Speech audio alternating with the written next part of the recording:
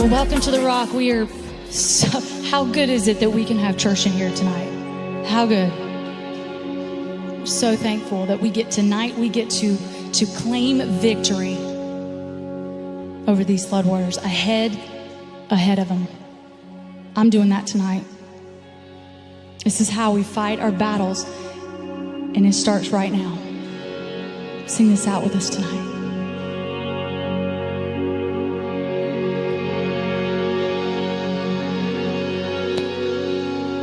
This is how I fight my battles.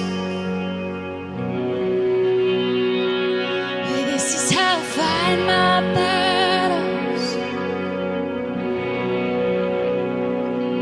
This is how I fight my battles. This is how I fight my battles.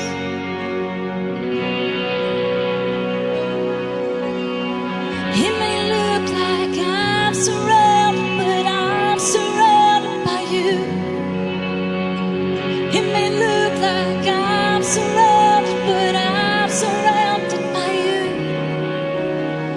It may look like I'm surrounded, but I'm surrounded by you. It may look like I'm surrounded, but I'm surrounded by you. This is how I fight my battles. This is how I fight my battles. Come on, church. This is how I fight my battles. Well, this is how I fight my battles. Well, this is how I fight my battles. This is how I fight my battles. Well, this is how I fight my battles. This is how I fight my battles.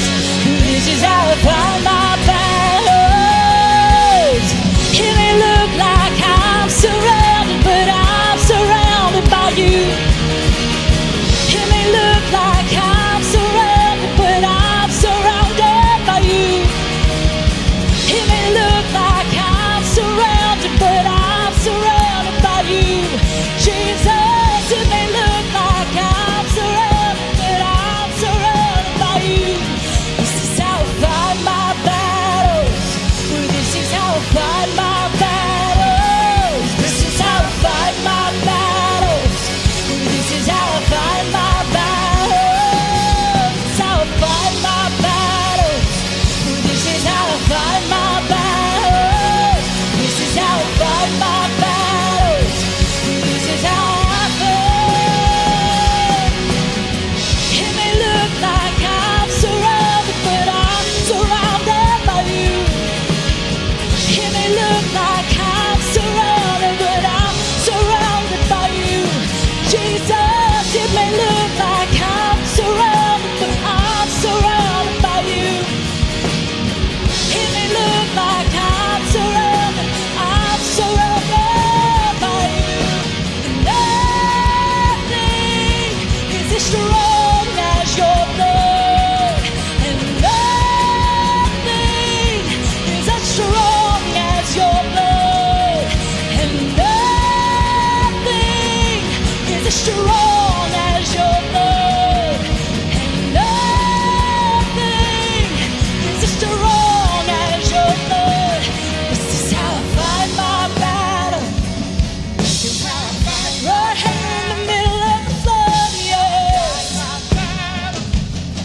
We love your grace will overcome. This is how I fight my battles. Yeah. This is how I fight my battles. This is how I fight my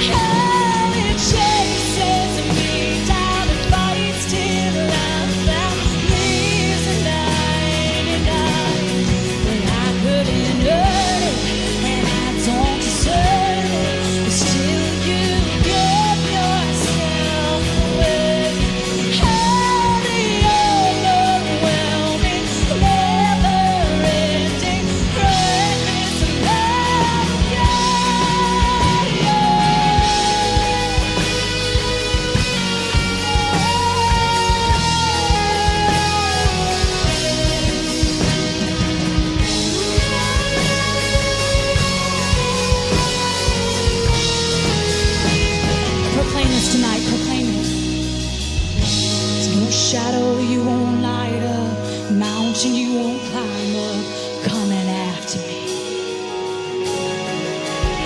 There's no wall you won't kick down, lie you won't tear down, coming after me. There's no shadow you won't light up, mountain you won't climb up, coming after me. There's no wall you won't kick down, lie you won't tear down, coming after me. There's no shadow you won't light up, mountain you won't climb up, coming after me. There's no wall you won't kick down, lie you won't tear down, coming after me. There's no shadow you won't light up, mountain you won't climb up, coming after me, Jesus. There's no wall you won't kick down, lie you won't tear down, coming after me. Come on, holy, overwhelming, never-ending, reckless love of God. How it chases me down, runs till I'm found and leaves the 99.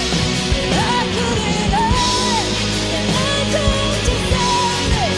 Still you give yourself away. Holy, overwhelming, never-ending, reckless love of God.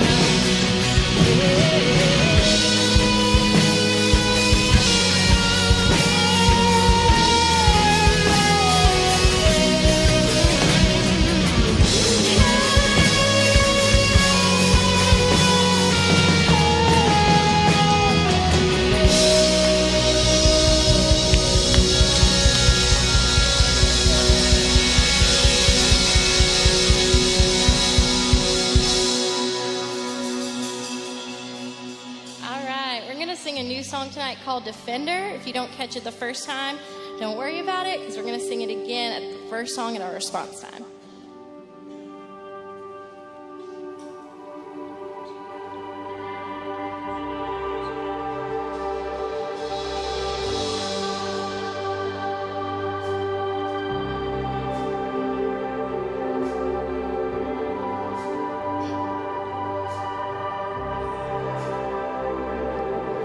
You go before, I know that you've even gone to win my war. You come back with the head of my enemy. You come back and you call it my victory. Oh.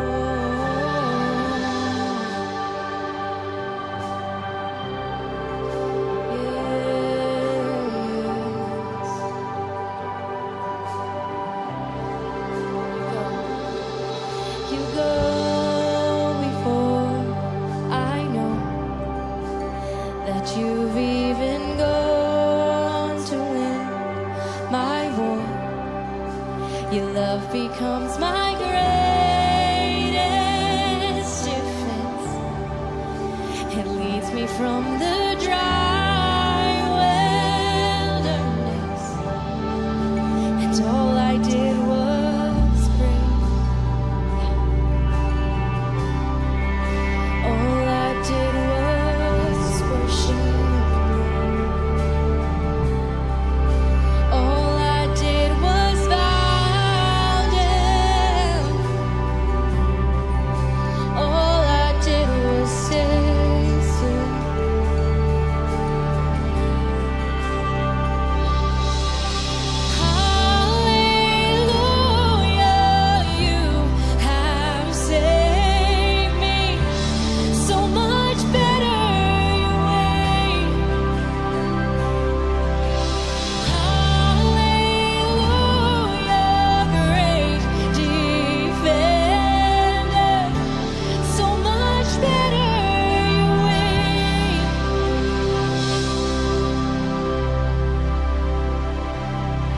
You know before I do, when my heart can seek to find your truth.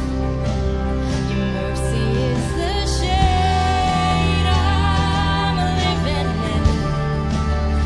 You restore my faith and hope again. And all I did was pray.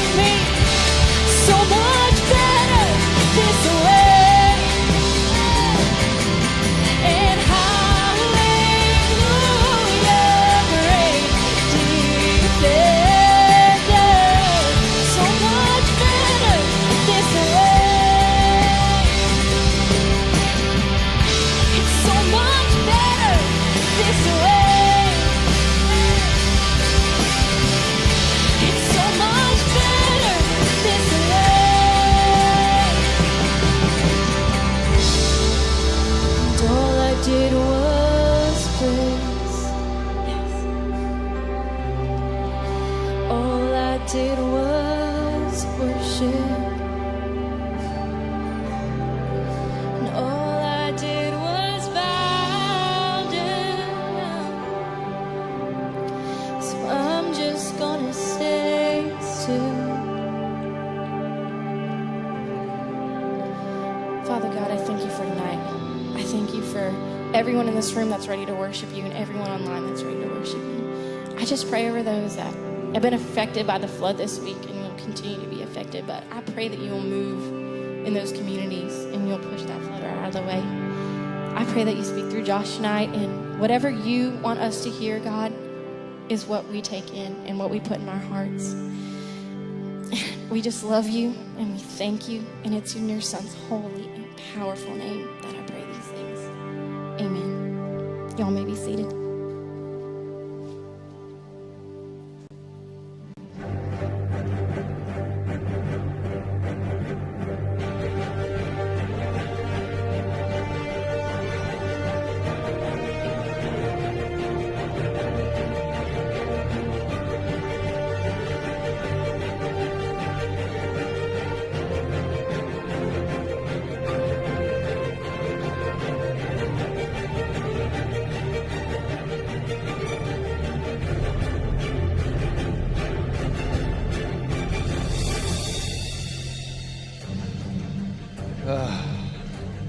Hey, Rock Church.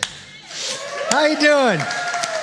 It's like, I need to start by saying, wow, it's so good to see you guys. But I just watched that video and I'm like, how like crazy is it that we're watching a video of a boat in all this water and Uncharted. Aren't you glad we're doing that series right now? Right? No.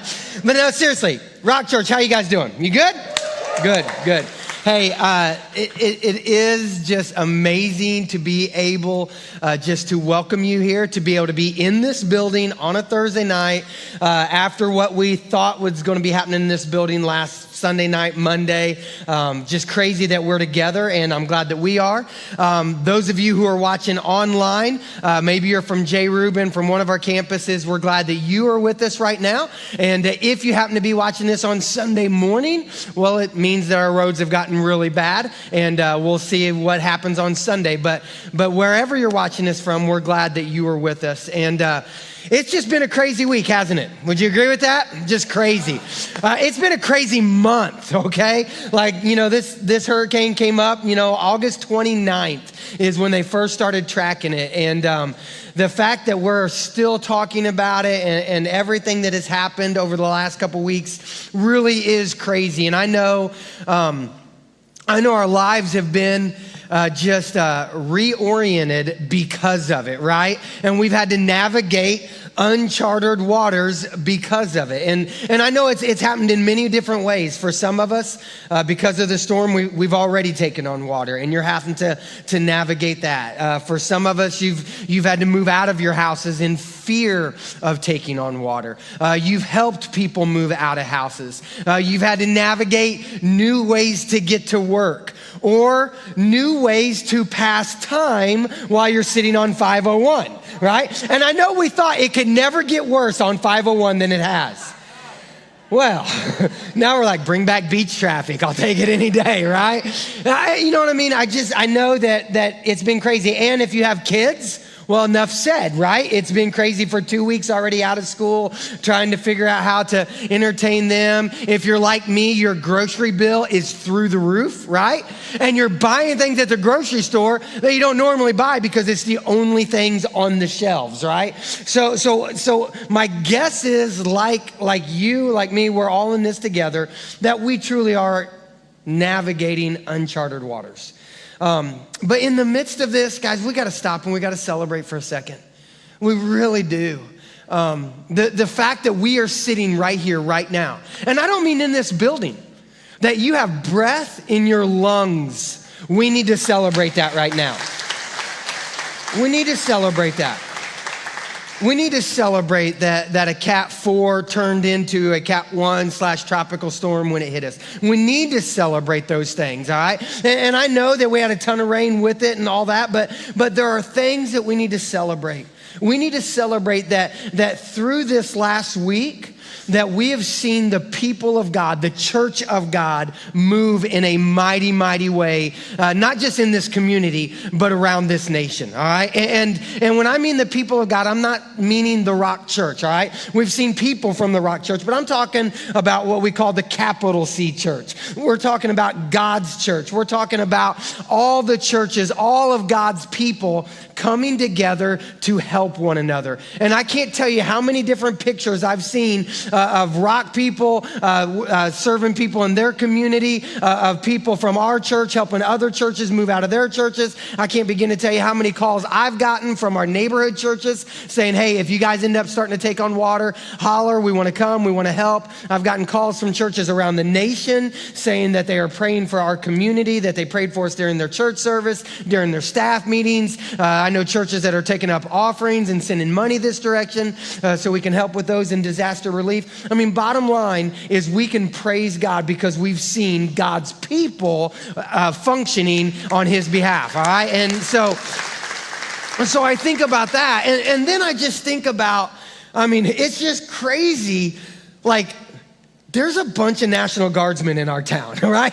Like all of a sudden, which is great. You know, I'm so thankful for them. But all of a sudden, you're just like, wow, like this just feels weird, you know, seeing all the military trucks around and you know, and all that. But to think about what's been happening, to think about the way that God has been moving, to think about the way that people have been serving, think about those, you know, in the Conway area, for instance. I know down by Long Avenue Extension, 5 Points, Conway Elementary, that whole area, just seeing people just show up and moving one another out of their homes and doing it because they care. They might not even know the person, but they're saying, man, I want to serve.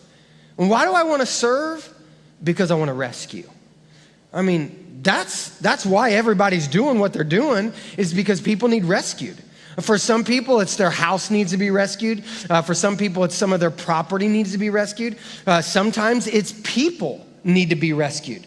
The National Guard is in town because people need rescued, all right? We've got to put barricades up and we got to block water in certain areas so that people can be saved, all right? So the bottom line, everything that is happening right now in our community, people are doing what they're doing because they're saying, man, I want to serve because I want to rescue. And what do we do when that happens? We celebrate that, right? We celebrate those people who are coming forward and they are rescuing. And we should. And we should. But I also want to make sure in these moments that we celebrate the one who truly rescues. And that's God. That we celebrate God even in these moments, even when we're in fear, even when you have maybe some anxiety in your life, even when the storm's coming, the waters are around. I want us to celebrate God because he rescues. And I couldn't have thought of a more fitting song that was already on the rotation, already on the planning center for what we were going to do for worship tonight than the first song we started with, This Is How I Fight My Battles. Even though it looks like I'm surrounded by a bunch of water, I know who truly surrounds me, right? And let's talk about that for a second. And it fits right in with this series, Uncharted. Oh, like I said, sometimes I think I need to remove that boat and I need to put like the Rock logo or the Conway logo right there. That might be a little too soon, I'm sorry, but sometimes you just gotta laugh, right? But I want you to think about what this means. Because with Uncharted, what we're saying is, man, I'm having to learn how to navigate. I'm going to have to learn how to navigate this storm. I'm going to have to learn how to navigate this situation that we're in because we've never been in it before. So I got to navigate it. And what I find not ironic, I find it the Spirit of God doing it, is that I wrote a message that I planned on preaching this night back in July. So back in July, I wrote a message that I was planning on preaching tonight. And honestly, the meat of the message hasn't changed. You know, contextualized, obviously, we talk about a flood that's going on. But the meat of the message was already written. It's there. And it is so fitting for what's going on. Because the meat of the message, the whole point of tonight's talk is simply this. We need to be rescued. We need to be rescued. And as we've been serving one another and helping one another and doing everything we can for our community, we've been doing it because we want to rescue people. In the same way, we have to understand we need to be rescued. And the person that we need to be rescued by is God. And because of that, then what it should do is it should turn our attention towards him and worship him, which I do believe you've probably witnessed if you've been in Conway at all this week. That you've witnessed. I remember I was talking to Mary, who serves on our worship team. I was talking to her today, and she said, man, I just feel the Spirit of God all over this place. And I feel like we feel the Spirit of God right now because most people, they're in their time of need, are turning their eyes towards heaven, right? They're turning their thoughts towards God, saying, God, I need you to show up on my behalf right now. And we do that because we understand he's the one who can truly rescue. So let's just dive in. Let's go back. And just as a reminder, if you happen to be new with us, that in this series, we're studying a guy named Daniel and some of his friends. We're studying the things that happened in his life. And we find it in the book of Daniel, which is in the Old Testament. And I'm going to put it up here on the screen in just a second. But in the book of Daniel, we're going to see about his life tonight. But we're also going to learn about some guys named Shadrach, Meshach, and Abednego. And what we're going to see from them is how they understood that they needed to be rescued, and because of that, it turned their attention on who they were to worship. So I want to ask a simple question tonight as we go into this is, who and how do you worship? I want you to think about that for a second. Who do you worship, and how do you worship?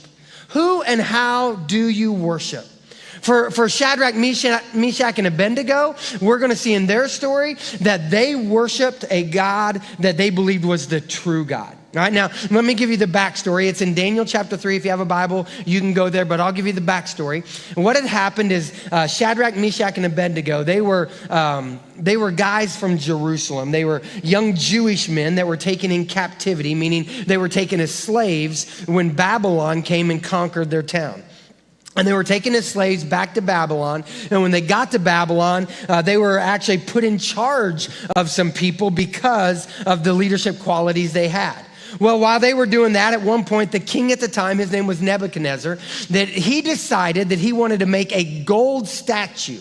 A huge gold statue about 90 feet tall. And this huge gold statue that he had told everybody that when you hear the certain music being played, and in the scripture it talks about a bunch of different instruments. So basic way to say that is when you hear a certain melody, then when you hear that melody, everybody is to bow down at my gold statue and you're to worship me and my gods. And if you don't bow down at my gold statue and worship me and my gods, then you're going to get thrown into a fiery furnace. So he builds this huge gold statue, and when he gets it built, all of a sudden, they play that melody. And when they play that melody, everybody bows down. Everybody, wherever you're at in the province, wherever you're at in the land, they all bow down in the direction of this gold statue. And then when the music's done, they go on their way. Well, what comes to be found out is that these three guys named Shadrach, Meshach, and Abednego, that they, when the music played, they didn't bow down. And the reason they didn't bow down is because the king, Nebuchadnezzar, is not who they worshiped. And they weren't going to bow down. They weren't going to display worship to a false god and to a king who wasn't God. So they said, sorry, we can't worship you. So they didn't bow down. Well, some other leaders heard about this. And when they heard about it, they went to King Nebuchadnezzar and they said, Nebuchadnezzar, we need you to know that Shadrach, Meshach, and Abednego, they're not bowing down when the music is played. You need to throw them in the furnace. So Nebuchadnezzar went to him, or he actually called for him, and they showed up in his presence. And that's where we'll pick up the story. And this is what Nebuchadnezzar says to him. He says this, Nebuchadnezzar said to them, is it true, Shadrach, Meshach, and Abednego, that you refuse to serve my gods or to worship the gold statue I have set up? I will give you one more chance to bow down and worship the statue I have made.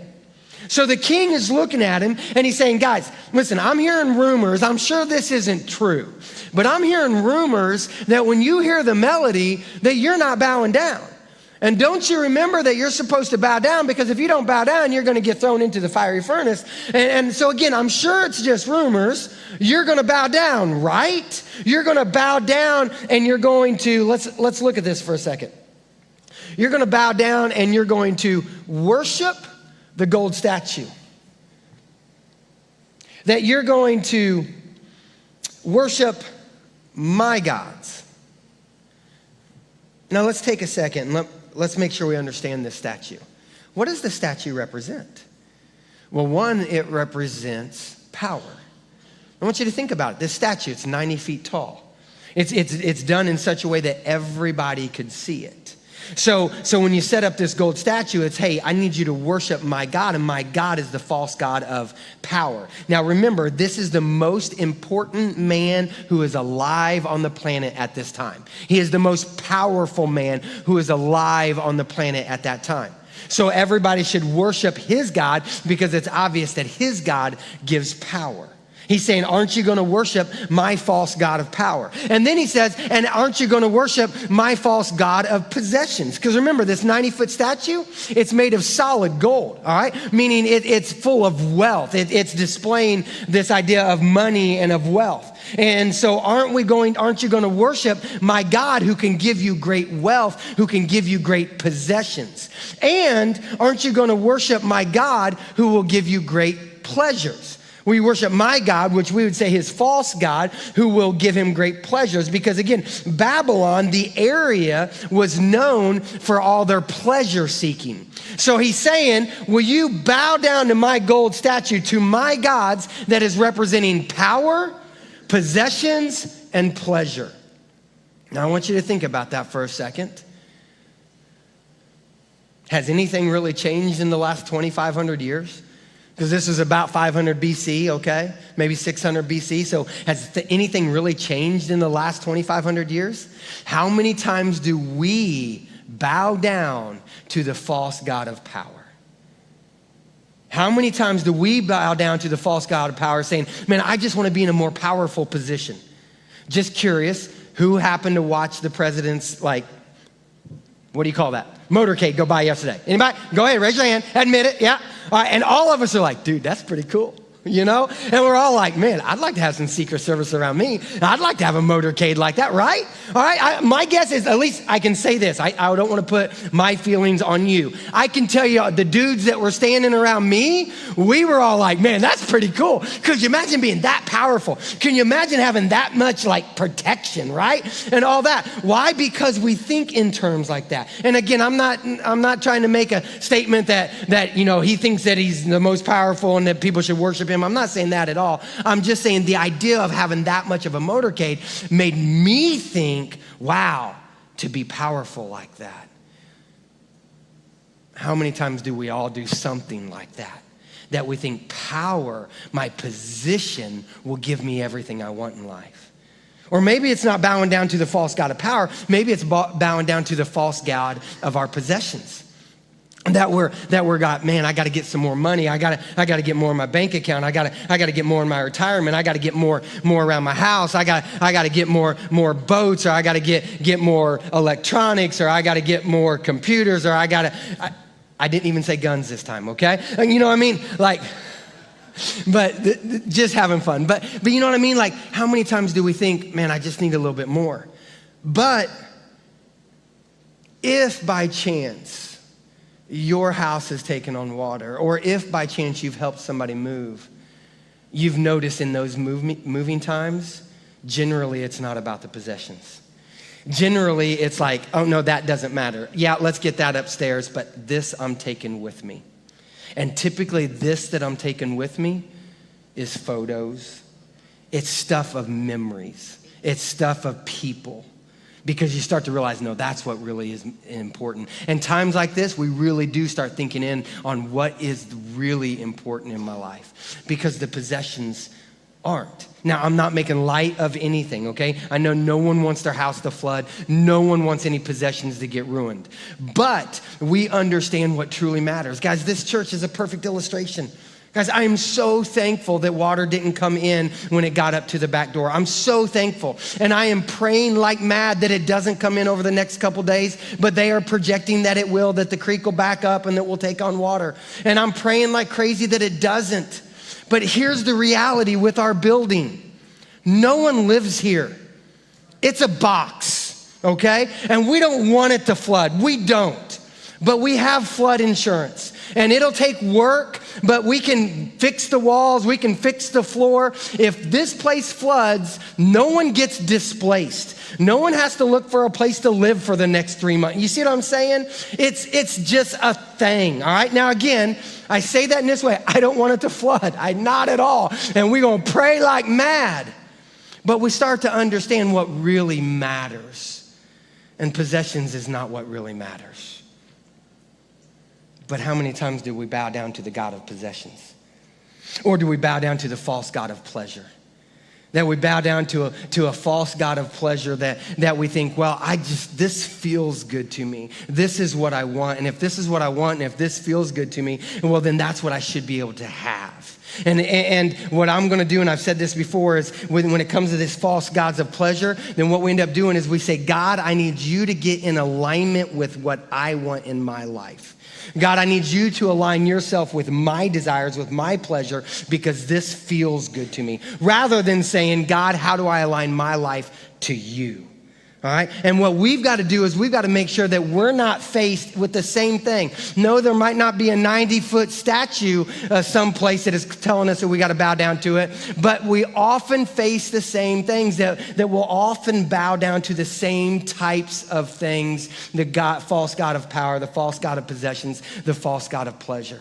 Let's not do what the people of Babylon were doing. Let's be more like Shadrach, Meshach, and Abednego, who said, no, we ain't bowing down to that. But look what else Nebuchadnezzar said. He said this, but if you refuse, you will be thrown immediately into a blazing furnace, and then what God will be able to rescue you from my power? Then what God?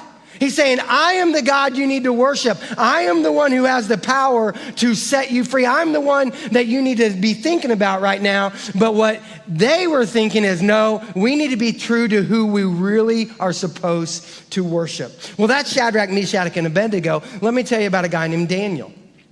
Daniel is a guy that we'll see all through the book of Daniel. But 3 chapters later, we see a story that's very similar to this one. All right, now make sure you catch this. It happened years later, probably about 60 or 70 years later. Daniel, when this story happened, chances are was 80 or 90 years old, all right, by best guesses, all right? So many years later, this story happened. And what happened is he was serving a king named Darius. So we're several kings later now in the Babylonian Empire. And Daniel was serving Darius, and Daniel was rising to higher levels, and he was getting back ready to get another promotion, and some people didn't like it, so they're like, we got to figure out a way to trick this guy and trap this guy, but his character's too strong, so there's nothing we can do to him, so let's accuse him of his religion, because that's how we can trap him. So they went to Darius, the king, and said, Darius, why don't you sign a law into existence that says that if anyone prays to any other god other than you over the next 30 days, that they have to get thrown into the lion's den. He's like, okay, whatever, and signs this into law. And immediately word goes out that, hey, across the whole land, you're not allowed to pray to any other god other than Darius for the next 30 days. But what does Daniel do? Well, this is what it says. Daniel chapter 6, verse 10 says this. But when Daniel learned that the law had been signed, he went home and he knelt down as usual in his upstairs room with its windows open towards Jerusalem. He prayed 3 times a day, just as he had always done, giving thanks to his God. I want you to think about this for a second, that Daniel hears that a law has been put into place that you're not allowed to pray to any other God, and if you do, you're going to get thrown into a lion's den. And what does Daniel do? How does he respond? Well, he doesn't respond by saying, okay, well, I don't want like somebody to see me praying to God, so I'll just like pray with my eyes open like nothing's big's going on. He doesn't go and hide into a corner and go find a private place where no one would see him and pray. No, look at what it says. It says that he goes home to his windows with them open. He goes to his window, and just as he always has, he bowed down and he prayed to God. That Daniel said, you can pass whatever law you want to pass, but I'm going to worship the God that I worship, and you can't stop me. That I'm going to worship God. And the reason I'm going to worship God is because I know he rescues. And I want you to make sure you catch this, because too many times we get to those points in life where we're like, man, am I allowed to worship God here? Am I allowed to pray in this situation? Am I allowed to bring up Jesus here? Let's learn from Daniel and let's have courage and let's go to God and worship him, because he is the one that can rescue. And I want you to see how this all comes together. That Daniel had confidence in worshiping God. He had confidence in worshiping God. His why to worship God was because he knew God rescued. Because Daniel could look backwards. Daniel could look back 60, 70 years, and he could remember the story of Shadrach, Meshach, and Abednego, who were told they had to worship Nebuchadnezzar and bow down to the gold statue, yet they never did. And he could remember their story, because see, their story goes like this. It says this is what Shadrach, Meshach, and Abednego said to Nebuchadnezzar. Again, back in the past, said, Shadrach, Meshach, and Abednego replied, "O Nebuchadnezzar, we do not need to defend ourselves before you. If we are thrown into a blazing furnace, the God whom we serve is able to save us." The God whom we serve is able to save us. He will rescue us from your power, your majesty. Make sure you catch that. They are being faced with a fiery furnace right in front of them. And they look at the king with respect. With respect, they say, "Your Majesty." With respect, they say, "The God we serve, he can rescue us." That we believe in him. That we believe that he will not let us down. That we believe that he is able to save. That he can show up in our times of need. And here's what happened. This made Nebuchadnezzar furious, so he threw Shadrach, Meshach, and Abednego into the fiery furnace. But when he threw them in, all of a sudden, when he looked into the furnace, he didn't see three guys, he saw a fourth. And the fourth is a guy that he saw that looked like the Son of God. And when he saw that, his mind was blown, and he called these guys forward, and they came forward, and they hadn't been burned at all. And he said, their God is the God that can rescue. Their God is the one that can save. And see, here's the problem. Too many times we turn in life to false gods who will bring temporary satisfaction rather than turning to the true God who brings eternal salvation. Make sure you hear that. Rather than turning to a false God who gives temporary satisfaction, we need to turn to the true God who gives eternal salvation, because that's where we find the ability to be rescued. And Daniel, looking 70 years back into the past, can remember Shadrach, Meshach, and Abednego and how God showed up. And he can say, hey, God showed up there. Well, I can believe that he can show up in my situation too. Now, make sure you catch this with Shadrach, Meshach, and Abednego. They also said this, but even if he doesn't, we want to make it clear to you, your majesty, that we will never serve your gods or worship the gold statue you've set before us. And guys, when I think about this, I think this is a perfect situation that we're in right now. That Daniel looked back on Shadrach, Meshach, and Abednego and said, God saved, so I'm going to proclaim it and I'm going to believe it. And Darius, you can throw me in the lion's den, but I'm going to trust that my God can save. And he threw him in the lion's den. The next morning, the king ran out and he said, Daniel, was your God able to save you? And Daniel replied, long live the king. I'm still alive. I'm fine because my God rescues. Which takes me to where we're at right now. That our God still rescues. That our God still rescues. And I want you to think about your situation that you might find yourself in right now. I want you to think about a situation that a family member finds himself in, that a friend finds himself in, that our community finds ourselves in, that the Georgetown community is finding themselves in, that all the counties around us, the towns around us that are finding themselves in. And we need to hold firmly to the belief that our God still rescues people. And we need to believe that because we can look back. We can look back and we can see that God still controls the waters. All right? I firmly believe that. That when Elijah offered a sacrifice to God, he put water all around the sacrifice and God licked it up. That God was able to stop the waters at the Red Sea. He was able to stop the waters at the Jordan. That Jesus was able to stop the waves from churning. That we have a God that still rescues. So we need to pray with that kind of belief. We need to get down on our face and we need to worship a God that we believe can do a miracle. Because here's what I know. He's already done tons of them. He's already done tons of them in our community. So I'm praying for one more, and then one more, and then one more. And as I pray, though, I will go on forward like Shadrach, Meshach, and Abednego, and I'll say this, but even if he doesn't, I do know that eternally he still rescues. So here's what I want to ask us to do. We're going to move into a time of response. And as we move into a time of response, I just want us as a church to go before God and to plead with him with a belief that he still rescues. That he still rescues. That he can work a miracle. That he can make things maybe not be as difficult or as bad as what we think they're gonna be. That he can lick up some water, that he can evaporate it, that he can send it out to the deepest part of the ocean. Let's cry out to him. So when we worship, here's what I'm gonna invite you to do tonight. And I know we don't do this all the time, but I'm gonna invite you to come forward and just to get down on your knees up here at the stage. If you wanna grab some communion, you can. And I wanna ask you just to go before God and plead with him. Like Daniel had faith, saying, yeah, my God can still rescue. Go before him, remembering the past. And you pray for your neighbor. You pray for your house.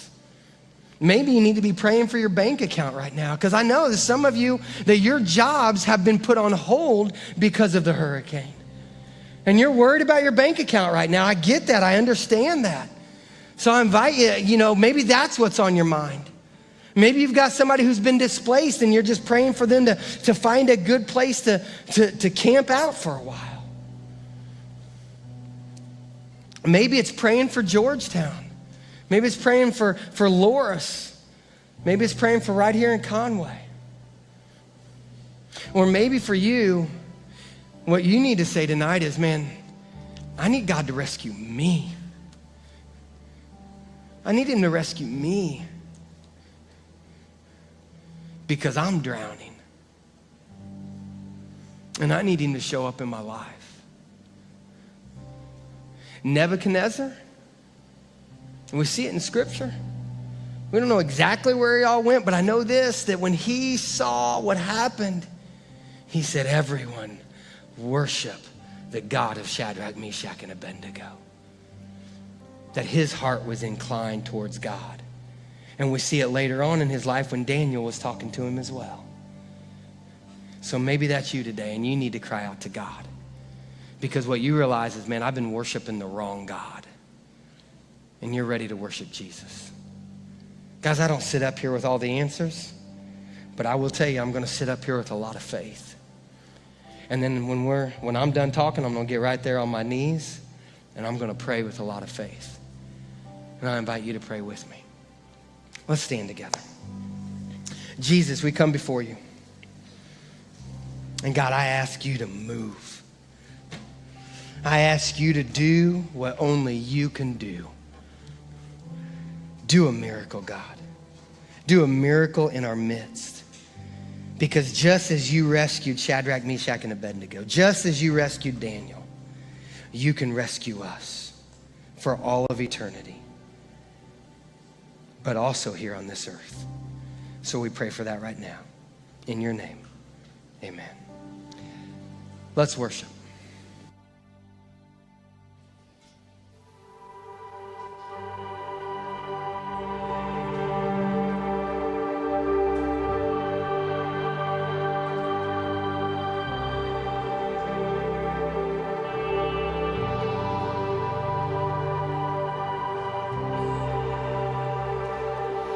You go before, I know that you've even gone to win my war. You come back with the head of my enemy.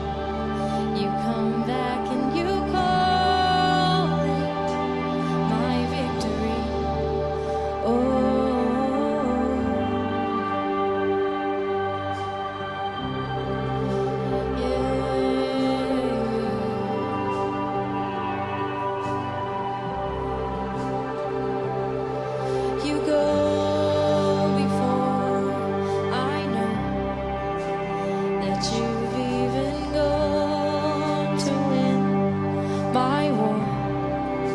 Your love becomes my greatest defense. It leads me from the dry wilderness, and all I did was praise.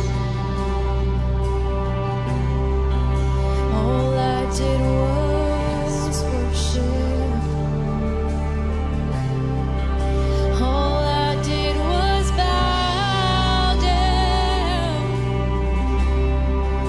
All I did was say so.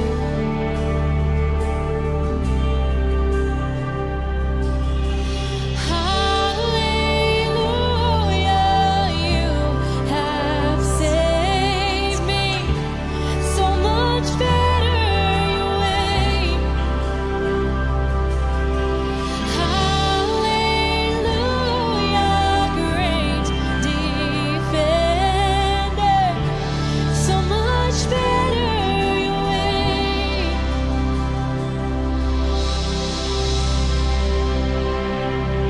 You know before I do, when my heart can seek to find your truth. Your mercy is the shade I'm living in. You restore my faith and hope again.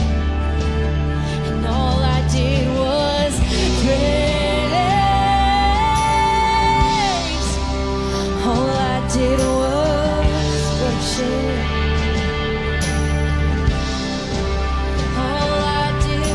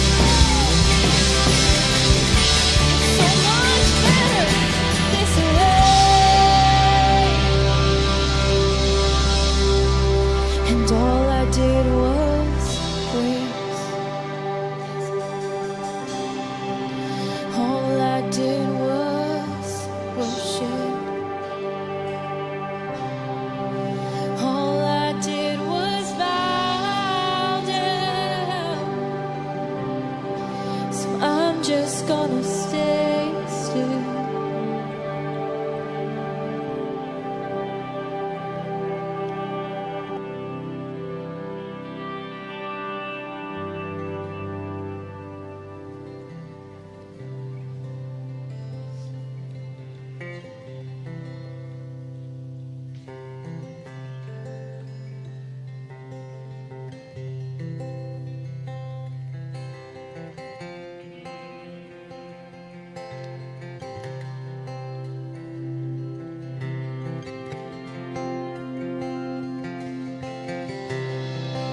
Worthy of every song we could ever sing,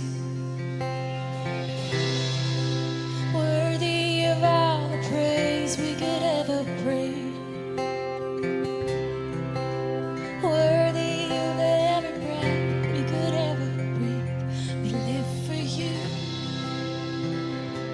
we live for you. Jesus, the name above every other name. Jesus, the only one who could ever save. Worthy of every breath we could ever breathe. We live for you. Oh, we live for you. Holy, there is no one like you. There is none beside you. Open up my eyes and show me who you are and fill me with your heart and lead me in your love to those around you. Yes, lead us in the love. Yes, Jesus. Sing worthy. Worthy of every song we could ever sing. Worthy of all the praise we could ever bring. Worthy of every breath we could ever breathe. We live for you. Oh, Jesus. Jesus, the name above every other name. Jesus, the only one who could ever save. Worthy of every breath we could ever breathe. We live for you. Oh, we live for you. Sing holy, holy. There is no one like you. There is none beside you. Open up my eyes and wonder and show me who you are and fill me with your heart and lead me in your love to those around me.